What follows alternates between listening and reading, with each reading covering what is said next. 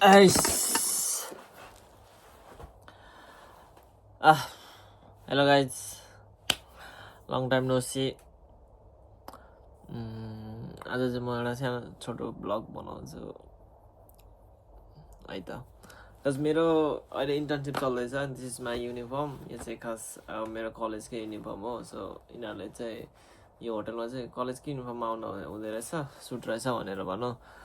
अनि सबैले यही लगाएको थियो। यो चाहिँ मेरो कलेजको ब्याज हो। यो चाहिँ सबलाई दिन्छ कलेजमा। टाई चाहिँ यिनीहरूको हो। यस्तो भएको छ टाई पनि यार। एनिवे अब म चाहिँ लुगा चेन्ज गर्छु अनि त्यसपछि खाना पनि खाएको छैन। सो साइज एरिया जाम भनेर सोचिरहेको छु। लुगा चेन्ज गर्नुभन्दा अगाडि यो चाहिँ ब्रेक रुम हो क्या। अनि यस्तो राखेको छ पो।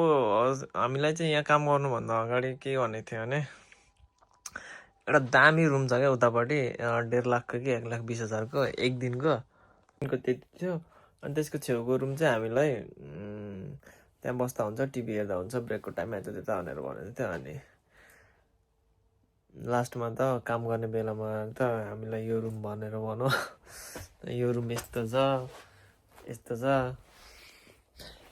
राखेको छ यहाँ। नत्र मोबाइल डाटा पनि चल्दैन क्या। आज भर्खर एउटाले वाइफाई दियो भनेर चल्दैन, डाटा पनि चल्दैन भनेर भनेको, वाइफाई दियो। यस्तो राखेको छ यहाँ। के हो भन्दा चाहिँ अरू बेला चाहिँ म बाहिर जान्थेँ सुरुको हप्ता, तर रिसेन्टली चाहिँ म यहाँ सुत्छु।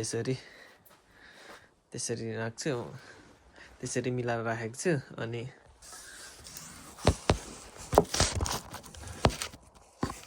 टक्क यस्तो गर्छु, कोट फुकाल्छु, जुत्ता फुकालेर यसरी सुतेपछि अरू बेला ज्याकेट लगाएको हुन्छ, तर आज मैले हुडी लगाएको छु चेन्ज गर्छु भनेर। त्यही भएर यो चाहिँ मेरो ब्याग हो। म 1 घन्टा सुत्छु अनि सुतेपछि जाने हो निद्राको झ्यापमा। जहिले पनि निद्रामै हुन्छ, जति सुते पनि जति जे गरे पनि यार गाइज। सो अब म चाहिँ लुगा चेन्ज गर्छु। सो म रेडी भएँ। अब ब्याट्री पनि छैन, 6% आयो भने 6% लेफ्ट। त्यही भएर छिटो गरेर म ब्लग इन गरिहाल्छु।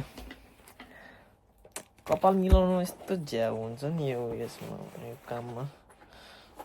त्यही भएर होटलको काम मलाई मन नै पर्दैन। हाम्रो होटलमा वर्किङ गर्छस् भनेर भन्दै थियो, गर्दिनँ म त ट्राभल एन्ड टुरिज्मको कम्पनीमा छिर्ने हो भनेर भनेको। इकिमास्का खासमा चाहिँ अब होटेलको उयोहरू देखाउनु हुँदैन, त्यो भित्र रुम मात्र हो भने के गर्ने रुम भनेर मात्र मैले देखाइदिएको। यस्तो छ, अगाडिबाट जानु मिल्दैन। गरेको चाहिँ यही होटेल हो। अहिले इन्टर्नसिप गर्दै गरेको चाहिँ साइकल चाहिँ यहीँ राख्छु। यहाँ राखे पनि तर दिनको 500 रुपियाँ दिन्छ जाने आउने भाडा। राम्रै छ, तर फेरि दिनै होइन, कामको बेला मात्र। अनि पर आवर चाहिँ कति छ, 973 कि 975 हो कि थाहा भएन। तर त्यहाँ नर्मल पार्ट टाइम गर्नेहरूको चाहिँ 1000 रुपियाँ रहेछ पर आवर। हाम्रो चाहिँ के हुन्छ भने गएकोले खाइदिन्छ जस्तो लाग्छ क्या। अनि फेरि टाइम पनि कति आवर गर्ने हो 1 महिनामा, 1 महिनाको इन्टर्नसिप भरिमा त्यो सबै डिसाइड गरिसकेको हुन्छ। अस्ति मैले क्यालकुलेट गरेको 4000 समथिङ, 4000 खाने रहेछ एकजनाकोबाट। हामी त्यहाँ 3 जना गरिरहेछौँ। म चाहिँ अब यहाँबाट चढेर सिधै साइज एरिया जान्छु, ब्याट्री छैन। साइज एरिया आइपुगेँ। यहाँदेखि मुनि जान्छ। पार्ट टाइमर खोजिरहेको छु मैले। 993 भन्दा मुनि त के काम गर्नु है। थियो यहाँ यसरी क्युआर कोडबाट गर्नुपर्ने रहेछ फेरि झ्याउ लाग्छ यो खान्छु यदि खान्छु बरु धेरै खान्न अर्डर गरेर यत्रो धेरै मान्छे चाहिँ लाज लाग्यो मलाई त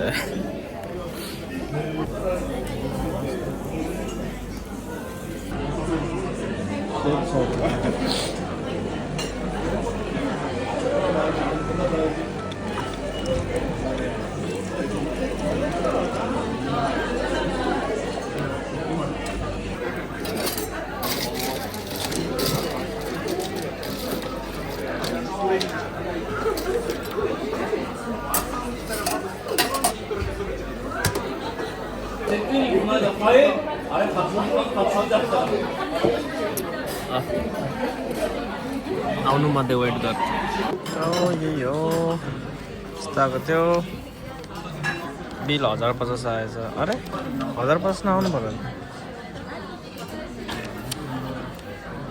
कोको कोला फ्री हो र कोको कोला पनि मगाएको थियो अहिले कि फाल्टै हो कोको कोला थाहा नै छैन एनिवे जे होस् अब इतादाकिमास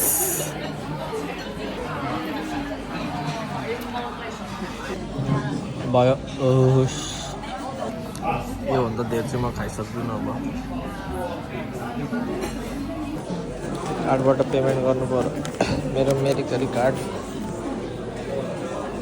सेल्फ पेमेन्ट